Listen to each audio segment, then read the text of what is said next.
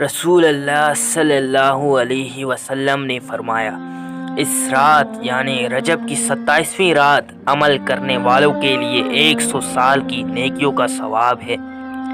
جو آدمی اس رات 12 رکعت نماز پڑھے، ہر رکعت میں سورہ فاتحہ اور قرآن پاک کی کوئی دوسری سورت پڑھے،